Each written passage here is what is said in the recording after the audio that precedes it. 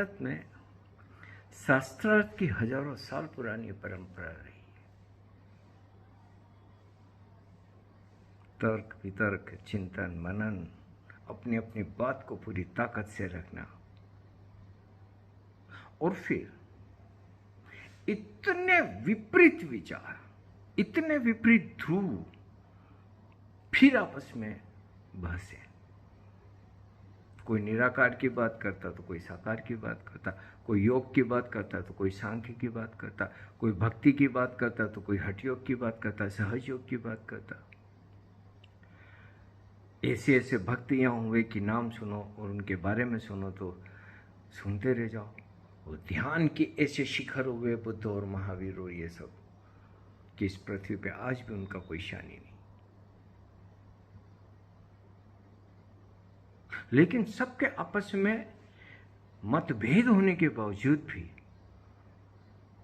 विचार विमर्श चलते थे, शास्त्रार्थ चलते थे। शंकराचार्य निकल गए थे छोटी सी उम्र में पूरे देश के अंदर कि तुम जीतो तो मैं तुम्हारा शिष्य और मैं जीतो तो तुम मेरे शिष्य। ओशो कहते हैं कि वहां कोई हार नहीं रहा था, कोई जीत नहीं रहा था। मकसद एक था कि सत्य जीते।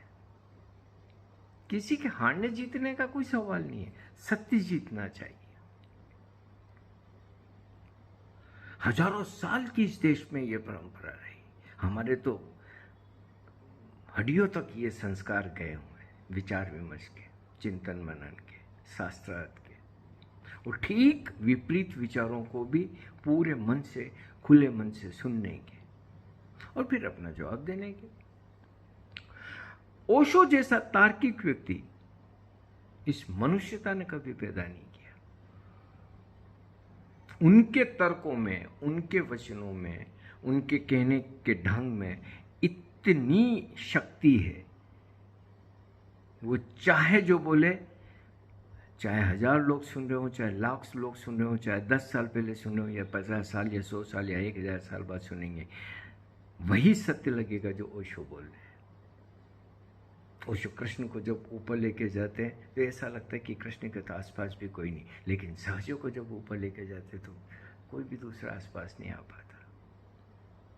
जब भक्ति पे बोलते तो भक्ति ऐसी लगती कि भक्ति से सुंदर तो कोई मार्ग नहीं हो सकता, लेकिन ध्यान पे जब बोलते और फिर जब वो विज्ञान पे बोलते तो ऐसा लगता है कि विज्ञान ही मानवता का वरदान है। लेकिन फिर वो अध्यात्म में बोलते तो इस पूरा ही दूसरा रूप लेके आ जाते।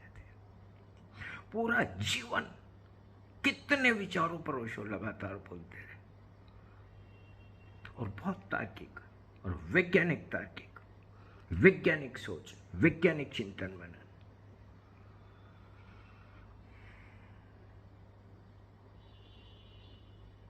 और उनके पीछे चलने वालों को देखो, चाहे वो पुराने हो कि चाहे नए हो, कि कोई ये हो कि कोई पढ़े लिखे हो कि अनपढ़ हो कि जो भी हो, कोई तर्क नजर ही नहीं आता, कोई विचार विमर्श नजर ही नहीं आता, कोई आपसी तालमेल नजर ही नहीं आता, संवाद ही नहीं हो सकता इन लोगों के बीच में। तो सब अपने अपने कटघरों में खड़े हुए जय जयकार करने में लगे हुए, मैं सही तुम गलत। हर व्यक्ति की ऐसी जिद, दूसरे को सुनने या स्वीकारने का तो सवाल ही नहीं उठता। हर एक की जिद ये कि जो मैं कह रहा हूं बस वो सही और दूसरा गलत है पूरी तरीके से। जो मैं कह रहा हूं वो ओशो की बात बिल्कुल सच है, जो दूसरा कर रहा है वो ओशो के ठीक विपरीत और गलत कर रहा है। कोई बात हो सकती है कि नहीं हो सकती, विचार विमर्श हो सकता है कि नहीं हो सकता, किसी निर्णय पे आ सकते कि नहीं आ सकते, क्या ये संभव है कि नहीं है। ओशो के इन कथित शिष्यों में अगर ये इतना भी संभव न हो तो फिर हमने क्या तो ओशो को सुना और क्या हमने ओशो को समझा। अपने पहाड़ जैसे बात को तो तिल बना देंगे, दूसरों के तिल जैसी बात को पहाड़ बना देंगे। संवाद स्थापित कैसे होगा। छोटा सा किसी विषय में एक बात रख दो तो अरे जी उसके बारे में क्यों नहीं बोला, ऐसा क्यों नहीं हुआ, वैसा क्यों नहीं हुआ। अरे भाई, एक व्यक्ति एक तरह का विचार रख रहा है, दूसरे व्यक्ति को जो लगता है वो दूसरे तरह का विचार रख दे। सबको अपनी बात कहने का और अपनी बात को पूरी ताकत से कहने का पूरा हक है। कहना ही चाहिए, अभिव्यक्ति होनी ही चाहिए। मकसद ये नहीं कि कौन जीते कौन हारे, मकसद ये कि जो सत्य है वो जीते।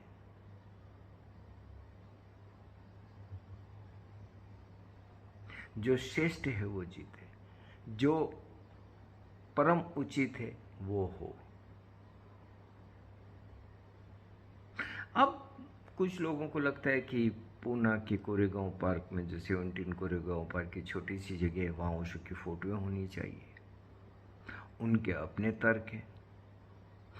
कुछ लोगों को लगता है कि वहाँ पे फोटो नहीं होनी चाहिए, उनके अपने तर्क हैं। पर क्या ये आपस में बैठ के इस बारे में बात कर सकते हैं, विचार कर सकते हैं कि ठीक क्या रहेगा? ओशो की मूल देशना के अनुसार कौन सी वाली बात सत्य है? खुले मन से बात करें और जो उचित लगे, जो गुणीजनों को बहुमत से समझ आए कि हाँ यार यही बात सही है, उसके अनुसार निर्णय ले लिया जाए। हर विषय में इतना भेदभाव कि आपस में बातचीत भी नहीं कर सकते, किसी विषय में विचार विमर्श ही नहीं कर सकते। जब देखो तब ये सड़कों पे जबले पहन पहन के दौड़ना है, क्या ये संवाद का ढंग है? कम से कम ओशो के नाम से कभी इस बहाने, कभी उस बहाने, कभी इस रूप में, कभी उस रूप में, जब देखो तब सड़क पे दौड़ते फिर रहे।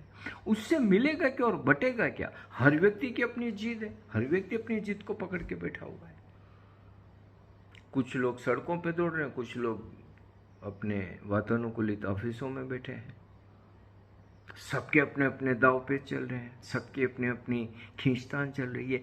वो क्या ये एक श्रेष्ठ स्थिति है? क्या इसमें कभी भी कुछ हल होने का संभावना दिखती है?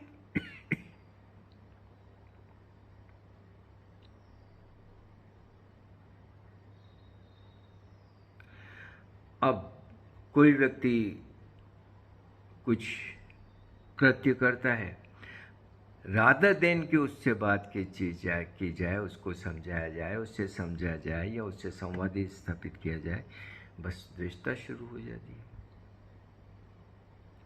कानून बीच में आ जाता, पुलिस बीच में आ जाती। इससे ज्यादा हमारी असफलता और क्या हो सकती है कि हम छोटी छोटी बातों में पुलिस में जाने लग गए। पुलिस निर्णय करेगी इन चीजों का।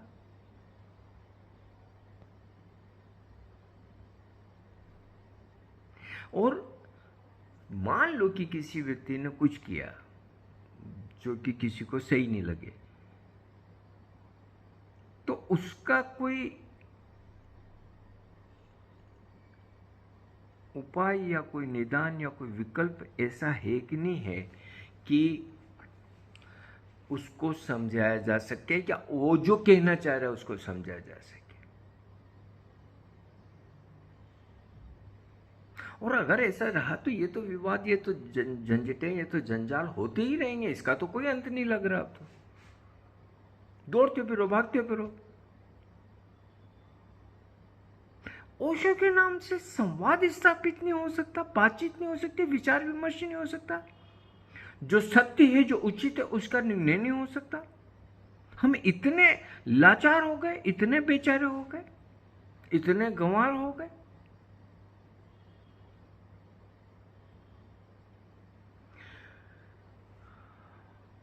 अरे भाई, कोई कुछ अपने विचार को रख रहा है, उसके ठीक विपरीत विचार है जिसको रखा जाना चाहिए, जरूर रखाना चाहिए। सबको अपनी बात को अपने पूरी ताकत से कहने का हक है, क्यों नहीं है? करना ही चाहिए। ये जीत कि भैया मैं ही सच तुम गलत, कि चार लोग खड़े हो जाएंगे रास्ते पे कि बस हम तो करेंगे वो जो हमें करना है, हमें कोई रोक नहीं सकता। अगर रोकने की कोशिश की तो हम फिर पुलिस के पास जाएंगे। ये क्या कर रहे हैं हम?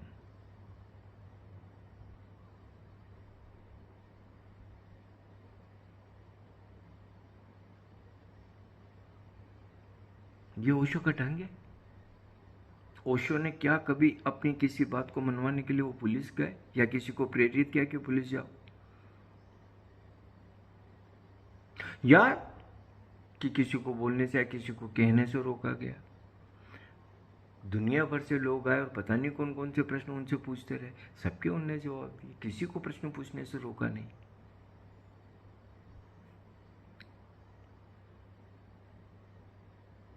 हम किस तल पे और किस जगह आ गए हैं? और ये तल पे आने के बाद और इस जगह पे आने के बाद अगर वो एक छोटा सा जमीन का टुकड़ा बचा भी लेंगे तो वो किस काम का? मूल संदेश की तो हमने हत्या कर दी।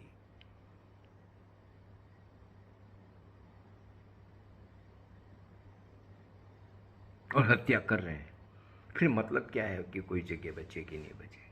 वो इस पक्ष के पास रहे कि उस पक्ष के पास में रहे, वो उस जगह का मकसद, मूल उद्देश्य तो खत्म हो गया। मूल उद्देश्य प्रेम, भाईचारा, ध्यान, सृजन, संवेदनशीलता, सौहार्द, स्वीकार्य, संभाव, ये दिखता है कहीं किसी के कृत्य में? जिसको देखो वही अपनी लाठी को बांध रहा है, जिसको देखो वही बस ये दावा कर रहा है कि मैं सब, तुम गलत, मैं ही सच, तुम गलत। और हर व्यक्ति अपने पीछे पीछे ओशो के कोटेशन का पोटला लेके आ जाता है। देखो जी ओशो ने ये कहा, फिर दूसरा अपना पोटला खोलता है, देखो जी ओशो ने ये कहा, और ओशो ने तो दोनों तरह की बात बोली। हम निर्णय कैसे करोगे कि सच कौन नहीं, और गलत कौन नहीं?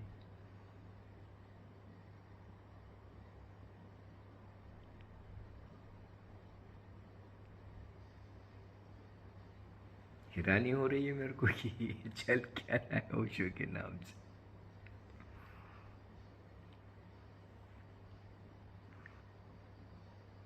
और इसका हल निकलेगा क्या, होगा क्या इसका? ऐसे दौड़ते भागते रहेंगे हर थोड़े दिन में। ये सब हम करके ओशो को असफल कर देते हैं।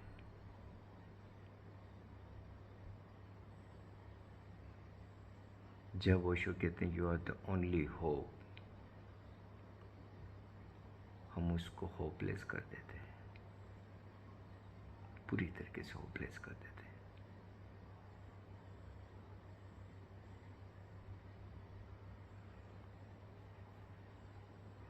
कुछ तो ओशो की समझ दिखाओ मित्रों, कुछ तो ओशो की समझ दिखाओ, कुछ तो ओशो का थोड़ा बहुत ही सही स्वभाव लेके आओ अपने कृत्यों में। ये सड़कों पे मत दौड़ते फिरो, क्योंकि सड़कों पे न तो तुम्हें कोई जानता न मुझे कोई जानता, ओशो को सब जानते हैं। ओशो को ये सड़क छाप मत बनाओ यार, ओशो को ये सड़क छाप मत बनाओ ये सड़क छाप।